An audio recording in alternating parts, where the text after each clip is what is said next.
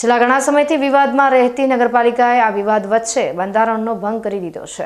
સતત વિવાદના લીધે નગરપાલિકા તો ઠીક, પણ રાજ્ય ચૂંટણી પંચ પણ મહત્વની બાબતને ભૂલી ગયું હોય તેવું ફલિત થઈ રહ્યું છે। અને જો તેમ ન હોય તો પાલિકા દ્વારા તેના કારણો પણ જાહેર જનતા સમક્ષ મૂકવામાં આવ્યા નથી અને જનતા પણ અજાણ છે। તો શું છે સમગ્ર મામલો તે જુઓ। ભારતના બંધારણમાં એક ઉલ્લેખ કરવામાં આવ્યો છે કે જ્યારે કોઈ પણ પદ ખાલી થાય તો તેના માટે 6 માસની અંદર પેટા ચૂંટણી યોજવામાં આવે અને આ કાયદો નગરપાલિકાને પણ લાગુ પડે છે।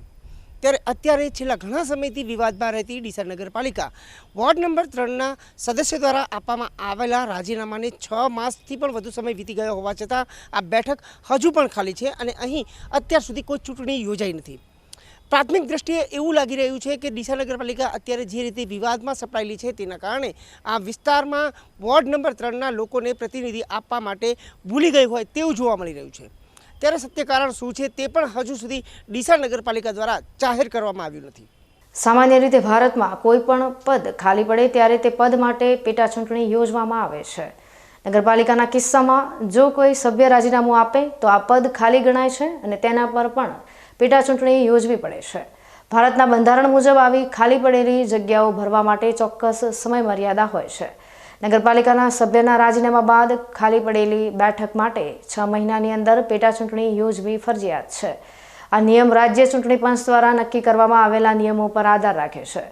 જોકે જો નગરપાલિકાનો કાર્યકાળ 6 મહિનાથી ઓછો બાકી હોય સામાન્ય રીતે પેટા ચૂંટણી યોજવામાં આવતી નથી। આનું કારણ એ છે કે બાકીના ટૂંકા ગાળા માટે ચૂંટણીનો ખર્ચ અને પ્રક્રિયા કરવી યોગ્ય ગણાતી નથી। પરંતુ આ નિયમમાં ક્યાંક ને ક્યાંક ચૂંટણી પંચ થાફ ખાઈ ગયું હોય તેવું જોવા મળી રહ્યું છે। ડીસા નગરપાલિકાના પૂર્વ પ્રમુખ સંગીતાબેન દવે સામે અગાઉ આવેલી અવિશ્વાસની દરખાસ્ત બાદ તાત્કાલિક પ્રમુખ સંગીતાબેન દવે દ્વારા 4 ડિસેમ્બરના રોજ પ્રમુખને પાલિકાના સદસ્ય તરીકે રાજીનામું ધરી દેવામાં આવ્યું। ત્યારબાદ 10 ડિસેમ્બરના રોજ તેમનું રાજીનામું તત્કાલિક ઇન્ચાર્જ પ્રમુખ દ્વારા સ્વીકારી લેવામાં આવ્યું હતું। ત્યારે ભારતના બંધારણ મુજબ જો કોઈ પદ ખાલી પડે તો તેને 6 મહિનાની અંદર ભરવું જરૂરી છે, પરંતુ જો બાકી રહેલો કાર્યકાળ 6 મહિનાથી ઓછો હોય તો પેટા ચૂંટણી યોજવી ફરજિયાત નથી। આ કિસ્સામાં બાકી રહેલો કાર્યકાળ 6 મહિનાથી ઘણો વધારે છે, તેથી આ નિયમ લાગુ પડતો નથી। આમ પેટા ચૂંટણી નિયમ મુજબ રાજીનામું આપ્યાના 6 મહિનાની અંદર યોજવી પડશે, જેથી ડીસા નગરપાલિકાના વોર્ડ નંબર 3ની ખાલી પડેલી બેઠક માટે ડીસા નગરપાલિકાના સદસ્યની પેટા ચૂંટણી મોડામાં મોડી 10 જૂન 2025ના રોજ યોજવી ફરજિયાત હતી। પરંતુ 10 જૂનને પણ આજે 2 મહિના અને 2 દિવસ જેટલો સમય વીતી ગયો હોવા છતાં વોર્ડ નંબર 3ની ખાલી પડેલી બેઠક પર પેટા ચૂંટણી યોજાઈ નથી। જો કોઈ નગરપાલિકાના સભ્યનું પદ ખાલી પડ્યા બાદ સમયસર પેટા ચૂંટણી ન યોજાય તો આ ઘટના લોકશાહી માટે એક નકારાત્મક સંકેત ગણાય છે। આ પરિસ્થિતિ લોકશાહીના મૂળભૂત સિદ્ધાંતો સામે કેટલાક ગંભીર પ્રશ્નો ઊભા કરે છે। પહેલો પ્રશ્ન પ્રતિનિધિત્વના અભાવનો છે। લોકશાહીમાં સૌથી મહત્વની બાબત એ છે કે લોકો દ્વારા ચૂંટાયેલા પ્રતિનિધિઓ તેમનું પ્રતિનિધિત્વ કરે। જો કોઈ વોર્ડમાં પ્રતિનિધિ ન હોય તો તે વિસ્તારના લોકોનો અવાજ નગરપાલિકામાં પહોંચી શકતો નથી। આનાથી તે વિસ્તારના નાગરિકો તેમના અધિકારો અને સુવિધાઓથી વંચિત રહી શકે છે। ત્યારબાદ બંધારણીય જવાબદારીનું પાલન ન કરવું। સ્થાનિક સ્વરાજ્યની સંસ્થાઓ એ ભારતીય લોકશાહીનો એક અભિન્ન ભાગ છે। બંધારણમાં સ્પષ્ટ જોગવાઈ છે કે આ સંસ્થાઓનું સંચાલન સમયસર ચૂંટણીઓ દ્વારા થવું જોઈએ। પેટા ચૂંટણી ન યોજવાથી આ બંધારણીય જવાબદારીનું પાલન થતું નથી, જે લોકશાહી પ્રત્યેની જવાબદારીના અભાવને દર્શાવે છે। અને સૌથી મહત્વની પ્રશ્ન વહીવટી અને રાજકીય નિષ્ફળતાનો છે। ચૂંટણીઓ સમયસર ન યોજાવાનું કારણ ઘણીવાર રાજકીય ઇરાદાઓ કે વહીવટી અવ્યવસ્થા હોઈ શકે છે। આવી પરિસ્થિતિ સ્થાનિક સરકારની પારદર્શિતા અને કાર્યક્ષમતા પર સવાલ ઉઠાવે છે। ટૂંકમાં સમયસર પેટા ચૂંટણી ન થવી એ ફક્ત એક ખાલી બેઠકનો મુદ્દો નથી, પરંતુ તે સ્થાનિક સ્તરે લોકશાહીની પ્રક્રિયા, પ્રતિનિધિત્વ અને જવાબદારીની નિષ્ફળતા દર્શાવે છે। આના કારણે લોકોનો લોકશાહી પ્રણાલી અને સરકારી સંસ્થાઓમાં વિશ્વાસ ઘટી શકે છે।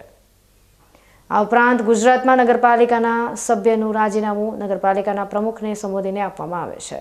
ત્યારબાદ આ રાજીનામું મંજૂર કરવાની સત્તા નગરપાલિકાના પ્રમુખ પાસે હોય છે। ગુજરાત નગરપાલિકા અધિનિયમ 1963 હેઠળ આ જોગવાઈ કરવામાં આવી છે, જે અનુસાર સભ્ય પોતાનું રાજીનામું લેખિતમાં પ્રમુખને સુપરત કરે છે। રાજીનામું સ્વીકાર્યા બાદ તે પદ ખાલી ગણાય છે। જો કે કેટલાક કિસ્સાઓમાં જો રાજીનામાને લઈને કોઈ વિવાદ હોય તો તે કાયદાકીય પ્રક્રિયા અથવા ઉચ્ચ અધિકારીઓ જેમ કે રાજ્ય સરકાર કે કલેક્ટરના ધ્યાનમાં પણ આવી શકે છે। પરંતુ સામાન્ય અને સીધા કિસ્સાઓમાં પ્રમુખની સત્તા અંતિમ ગણાય છે અને આ રાજીનામું પાલિકાના તત્કાલીન ઇન્ચાર્જ પ્રમુખ દ્વારા 10 ડિસેમ્બરના રોજ લેખિતમાં સ્વીકારી લેવામાં આવ્યું હતું, પરંતુ તે સમયને 6 માસ કરતાં વધારે સમય વીતી ગયો હોવા છતાં ડીસા નગરપાલિકાના વોર્ડ નંબર 3ની ખાલી બેઠક પર ચૂંટણી યોજાઈ નથી અને આ વિસ્તારના લોકોને તેમના વિસ્તારના એક પ્રતિનિધિની ખોટ પડી રહી છે, જે લોકશાહી માટે ખૂબ જ ગંભીર બાબત છે। હવે મહત્વની વાત એ છે કે વર્તમાન સમયમાં નગરપાલિકાની ટર્મ ચાલી રહી છે। તે ટર્મ માટે 28 ફેબ્રુઆરી 2021ના રોજ ચૂંટણી યોજાઈ હતી અને પાલિકાને 15 માર્ચ 2021ના રોજ નવા પ્રમુખ મળ્યા હતા। એટલે નવા પ્રમુખ મળ્યાથી લઈને જે 5 વર્ષનો સમયગાળો પૂરો થાય છે તે 15 માર્ચ 2026ના થશે। એટલે કે પાલિકાના સદસ્યોની મુદત 15 માર્ચ 2026 સુધી હોઈ શકે છે। તેવામાં 10 ડિસેમ્બરમાં રાજીનામું સ્વીકાર કર્યા બાદ 1 વર્ષ 3 મહિના અને 5 દિવસ જેટલો સમય બાકી હોવા છતાં ડીસા નગરપાલિકાની પેટા ચૂંટણી ન યોજાઈ તે લોકશાહી માટે ગંભીર કહેવાય। ડીસા નગરપાલિકાના પૂર્વ પ્રમુખ સંગીતાબેન દવે સામે ભાજપ તેમજ અપક્ષના સદસ્યો દ્વારા અવિશ્વાસની દરખાસ્ત લાવવામાં આવતા સંગીતાબેન દવે દ્વારા 4 ડિસેમ્બરના રોજ એટલે કે 4 ડિસેમ્બર 2024ના રોજ પોતાનું રાજીનામું આપી દેવામાં આવ્યું હતું। સંગીતાબેન દવેએ પ્રમુખ પદની સાથે સાથે પાલિકાના સદસ્ય પદથી પણ રાજીનામું આપ્યું હતું અને ત્યારબાદ 10મી ડિસેમ્બરના રોજ તત્કાલીન ઇન્ચાર્જ પ્રમુખ દ્વારા તેને સ્વીકાર પણ કરવામાં આવ્યો હતો। તે વાતનો સમય વીત્યાને લગભગ 8 માસ અને 3 દિવસ જેટલો સમય વીતી ગયો હોવા છતાં હજુ સુધી આ બેઠક ખાલી છે। નિયમ અનુસાર જો પદ કોઈ ખાલી પડે તો 6 માસમાં તેના પર પેટા ચૂંટણી યોજવામાં આવે, પરંતુ ડીસા નગરપાલિકાના વોર્ડ નંબર 3ના એક સદસ્યની બેઠક ખાલી હોવા છતાં હજુ સુધી ડીસા નગરપાલિકામાં આ પદ ભરવા માટે પેટા ચૂંટણી યોજાઈ નથી। કદાચ કોઈ આકસ્મિક કારણો હોય કે કોરોના જેવી મહામારી હોય અથવા તો ચૂંટણીનો જે સામાન્ય ચૂંટણી હોય છે તેનો સમયગાળો ઓછો બચ્યો હોય ત્યારે આવી ચૂંટણી યોજવાતી નથી, પરંતુ તેમાંથી એવું કશું નથી। કારણ કે જે રીતે ડીસા નગરપાલિકાની વર્તમાન બોડીની શરૂઆતની વાત કરવામાં આવે તો 15 માર્ચ 2021થી પ્રમુખે ચાર્જ લીધો હતો, ત્યારે તે પ્રમાણે જોવા જઈએ તો આગામી 15મી માર્ચ 2026ના રોજ આ જે વર્તમાન બોડી છે તેનો કાર્યકાળ પૂરો થાય છે।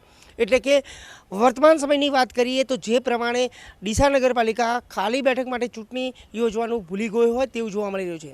પાલિકા દ્વારા એવા તો કોઈ ખુલાસા કરવામાં આવ્યા નથી કે આ ચૂંટણી કેમ રોકવામાં આવી છે, પ્રજાને પણ ખબર નથી। ત્યારે ડીસા નગરપાલિકાની ખાલી પડેલી વોર્ડ નંબર 3ની બેઠક માટે ચૂંટણી ન યોજાવા પાછળનું કારણ શું છે અને વોર્ડ નંબર 3ના જે મતદારો છે તેમને કયા કારણોસર તેમના જનપ્રતિનિધિ વંચિત રાખવામાં આવી રહ્યા છે। અતુલ પટેલ સાથે Haresh Thakor, BK news channel, Deesa.